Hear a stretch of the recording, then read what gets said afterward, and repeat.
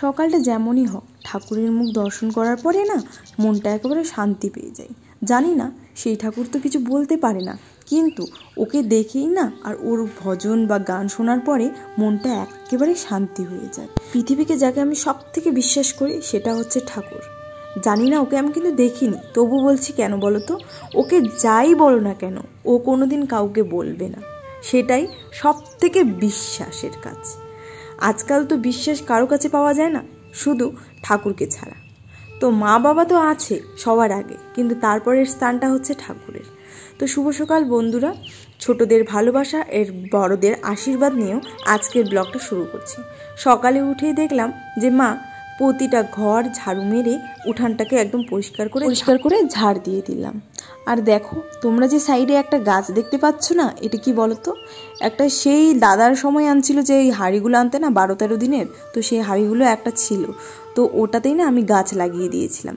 অনেকজনে বলে যে ভাঙা হাঁড়ি নাকি ঘরের মধ্যে রাখতে হয় না, তো আমি অত শত কারো কথা কান না দিয়ে আমাকে গাছ লাগাতে ওখানে ভালো লাগছিল, তো তাই আমি কাঁঠাল গাছে কাঠি ঠুকে ওখানে লাগিয়ে দিয়েছিলাম, বেশ ভালোই লাগছিল দেখতে। তারপরে চলে আসলাম বাসনগুলো মাজতে। তো কাল রাতে প্রচুর ঝড় হয়েছিল, তো বৃষ্টি তো নেই, শুধু হাওয়া আর হাওয়া করতেছে, শুকনো হাওয়া। তো সেই জন্য বাঁশের এত পাতা পড়তেছে, বাঁশ পাতা, তারপরে কাঁঠাল পাতা, আম পাতা, হ্যাঁ, তো এগুলো প্রচুর পড়তেছে। এখন তো আবার ছোট ছোট আম না, বড় বড় আমগুলো প্রচুর পড়ে, বড় বড় আমগুলো খুব নষ্ট হয় হাওয়ার জন্য। তো বাসনগুলো মাজতে চলে আসলাম, মাজা কমপ্লিট হয়ে সেগুলোকে একে একে করে গুছিয়ে রেখে দিলাম। না হলে কিন্তু মানে জলগুলো মুছে টুছে, না হলে যদি জল শুদ্ধ রাখি তো নষ্ট হয়ে যায়। তো দিদি বললো যে জলগুলো মুছে মুছে রাখিস, না হলে কিন্তু নষ্ট হয়ে যাবে। তো সেই বাসনগুলো এক এক করে ভালো করে গুছিয়ে রেখে দিলাম। আর এইদিকে দিদি চা বানাচ্ছিল, তো চা বানানো প্রায় কমপ্লিট হয়ে গেছিলো। দিদি চা বানানোর পরে মুড়ি ভুজিয়া একসঙ্গে মেখে তো সবাই খেতে বসে গেছিলাম। আর এদিকে দাদাও ছিল, গল্প করছিলাম। তো চা তো আমি বিশেষ করে খাই না, তো মুড়ির সঙ্গে একটু হালকা ফুলকা খাই, বেশি খাই না। জানি না অনেকজনে চা খায়, কিন্তু আমার চা খাওয়ালে পরে একটা গন্ধ গন্ধ লাগে, তো বেশিরভাগই খাই না। কখনো খাই, এরকম যে একদমই না সেটা খাই না। তো সব মুড়ি টুড়ি খাওয়ার পরে যে যার কাজে চলে গেছিলো। তো অনেকক্ষণ ভিডিওটা অফ করার পরে না আমি বাইরে এসে দেখতেছি, আমি বই পড়ছিলাম, তো বাইরে এসে দেখি দিদি মানে জুতাগুলো গুছাচ্ছিলো। এগুলো হচ্ছে আমার জুতো, উপরে জুতোগুলো ছিল দিদির। তো সব দাদা দিদি আমার এক এক করে মানে একটা বক্সের ভেতরে রাখি। কেন বলো তো, আমার তো এখনও মানে স্টোর রুমে, মানে এটা হচ্ছে আমাদের পায়খানা বাথরুম বানাবে অ্যাটাচ ভেতরে, তো এখনও বানানো হয়নি। তো ওখানে আমরা এখন স্টোর রুম হিসেবে মানে যত কিছু আছে জুতা টুতা ওগুলো ওখানেই রাখি, সুবিধা হয়। তো ওইগুলো রাখার পরে দিদি সব ঘরগুলো না গুছিয়েছিল। আর দেখো হসপিটালে যাওয়ার পরে না বড় বড় একগুলো পাতা দিয়ে দেয় ওষুধের, আর এগুলো এত ওষুধ গন্ধ করে না, পুরো ঘর একেবারে গন্ধ উঠে যায়। তো ওইগুলো সব গোছগাছ করছিল, তাই আমি বললাম যে সবগুলো ওষুধ কেন ফেলে দিচ্ছিস, ওগুলো বাইরে কিছু রাখ, দরকার পড়ে। হ্যাঁ, তো মারও তো এখন প্রচুর ওষুধ, তো ওষুধে একবারে ঘর ভর্তি হয়ে গেছে। তো সব পরিষ্কার করে দিদি ওই দিকে জ্বালিয়ে দিল। আর আমি একেবারে বিছানার সব একেবারে আমার কাগজপাতি একদম মানে পুরো বিছানাটাকে কভার করে নিয়েছি যখন কাজ করছিলাম। মানে একটা আমার লেখার দরকার ছিল, তো সেই লেখাটা আমার কমপ্লিট করার এখনও হয়নি, তো খুঁজতেছিলাম।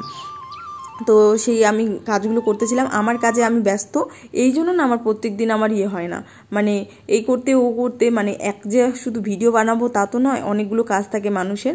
তো মানে এগুলো করতে করতে আমার সময় চলে যায়, বা কখনো সেলাই করতে করতে, তো ভিডিওটা আর বেশিরভাগ করাই হয় না। তো এইদিকে দিদিও রান্না করতে চলে গেছিলো, তো আমি ওগুলো করার পরে লেখালেখি করার পরে চলে আসছিলাম স্নান করে পুজো দিতে। কারণ আমি তো সকাল থেকে অত বেশি কিছু করিনি, যদি এখন না করি তো বকা খাবো, তো তার জন্য স্নানটা করে আগে পুজোই দিয়ে দিলাম। তো স্নান করে পুজো দেওয়ার পরে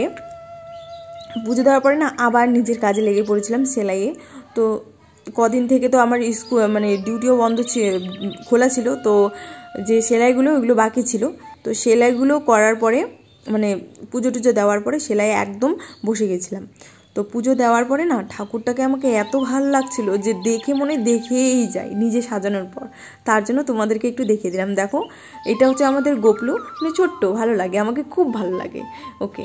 তো আমার ঠাকুরগুলোকে আমি এইভাবে জাস্ট সাজাই।